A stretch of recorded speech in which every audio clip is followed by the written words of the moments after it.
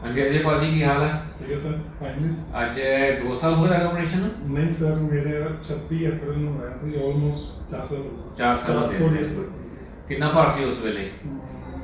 Around 140 140 142। ਚਲੋ ਉਸ ਤੋਂ ਪਹਿਲੇ ਤੁਹਾਨੂੰ ਬਹੁਤ ਲੋਕੀ ਜਾਣਦੇ, ਥੋੜੀ ਆਪਣੀ ਇੰਟਰੋਡਕਸ਼ਨ ਦਿਓ।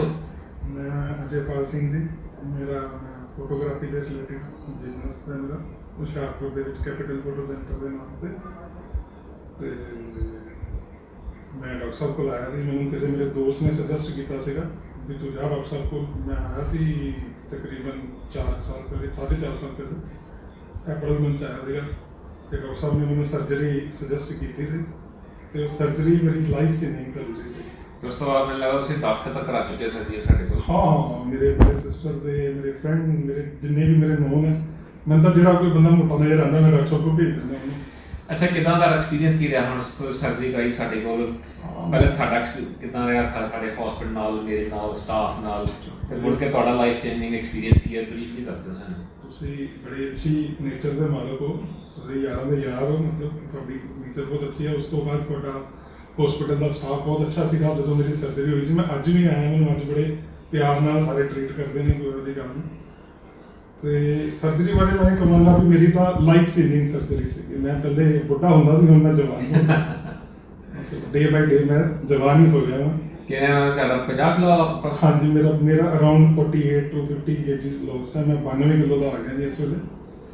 ਤੇ ਜੇ ਤੁਹਾਡੇ ਕੋਲ ਕੋਈ ਸਲਾਹ ਲੈਣਾ ਚਾਹੇ ਤੁਸੀਂ ਆਪਣਾ ਨੰਬਰ ਸ਼ੇਅਰ ਕਰ ਸਕਦੇ ਹੋ? ਹਾਂ ਬਿਲਕੁਲ ਜੀ, ਮੇਰਾ ਨੰਬਰ 9151300000। ਜਦੋਂ ਮਰਜ਼ੀ ਮੈਨੂੰ ਫੋਨ ਕਰਕੇ ਪੁੱਛ ਲਓ।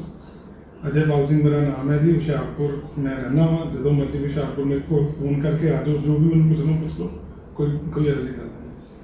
ਚਲੋ, ਆਈ ਥਿੰਕ ਤੁਸੀਂ ਆਪਣੇ ਮਲਟੀਵਿਟਾਮਿਨਸ ਰੈਗੂਲਰਲੀ ਲੈ ਰਹੇ ਹੋ। ਜੀ ਸਰ ਜੀ, ਮੈਂ ਬਿਲਕੁਲ ਲੈ ਰਿਹਾ। ਮੈਂ ਸਾਰਿਆਂ ਨੂੰ ਇਹ ਵੀ ਕਹਾਂਗਾ ਜਿਨ੍ਹਾਂ ਨੇ ਆਪਰੇਟ ਕਰਾਇਆ ਹੋਇਆ, ਮੈਂ ਇੱਕ ਗਲਤੀ ਕੀਤੀ ਸੀ, ਮੈਂ 5-6 ਮਹੀਨੇ ਕੈਲਸ਼ੀਅਮ ਨਹੀਂ ਖਾਧਾ ਸੀਗਾ, ਮੈਨੂੰ ਉਹਦਾ ਇਫੈਕਟ ਆਇਆ।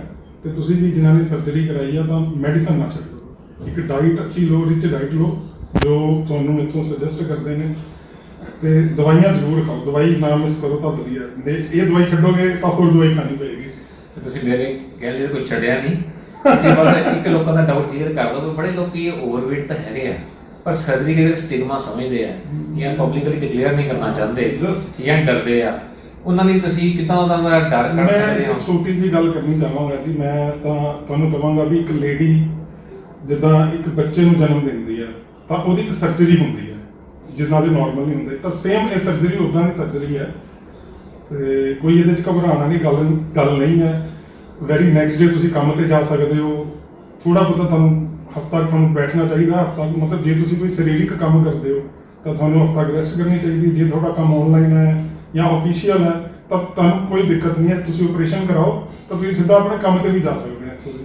ਮੋਰਓਵਰ ਆਪਰੇਸ਼ਨ ਦਾ ਦੂਰ ਨਹੀਂ ਕੀਤਾ ਜਾਂਦਾ, ਕੋਈ ਜ਼ਿਆਦਾ ਬੈਡ ਰੈਸਟ ਦੀ ਲੋੜ ਨਹੀਂ, ਕੋਈ ਪੇਨਫੁਲ ਨਹੀਂ ਹੈਗਾ। ਸਾਰਾ ਕੁਝ ਤੁਸੀਂ ਡਰਾਈਵ ਕਰਕੇ ਆਪ ਦੂਜੇ ਦਿਨ ਘਰ ਜਾ ਸਕਦੇ ਹੋ। ਬਿਲਕੁਲ ਜੀ ਬਿਲਕੁਲ। ਔਰ ਇਨਫੈਕਟ ਮੈਂ ਕਰਕੇ ਗਿਆ ਵੀ ਸੀਗਾ ਜੀ, ਤੇ ਮੈਂ ਆਇਆ ਵੀ ਇਕੱਲਾ ਸੀਗਾ। ਮੈਂ ਆਪਣੇ ਨਾਲ ਵੀ ਕਿਸੇ ਨੂੰ ਨਹੀਂ ਲੈ ਕੇ ਆਇਆ ਸੀਗਾ। ਮੇਰੇ ਫਰੈਂਡ ਨੈਕਸਟ ਡੇ ਆਏ ਸੀਗੇ ਤੇ ਮੈਂ ਤਾਂ ਘਰ ਦੱਸਿਆ ਵੀ ਨਹੀਂ ਸੀਗਾ ਸਰਜਰੀ ਕਰਾਉਣ ਤੋਂ ਪਹਿਲੇ।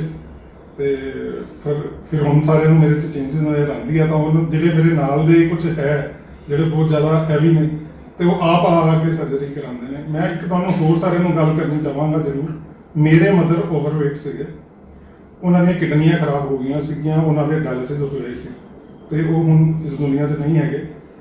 ਹੁਣ ਮੈਂ ਸੋਚਦਾ ਜੇ ਮੈਂ ਜਦੋਂ 50 ਸਾਲ ਦੇ ਸੀਗੇ ਉਹਨਾਂ ਨੂੰ ਇੱਥੇ ਲੈ ਆਂਦਾ, ਉਹਨਾਂ ਦੀ ਸਰਜਰੀ ਹੋ ਜਾਂਦੀ ਤਾਂ ਸ਼ਾਇਦ ਉਹ ਅੱਜ ਸਾਡੇ ਵਿੱਚ ਹੁੰਦੇ। ਜੋ ਇਹ ਮੇਰੀ ਸੋਚ ਹੈ। ਚਲੋ, ਥੈਂਕ ਯੂ ਜੀ so much. Okay, thank you. ਸਤਿ ਸ਼੍ਰੀ ਅਕਾਲ। ਸਤਿ ਸ਼੍ਰੀ ਅਕਾਲ।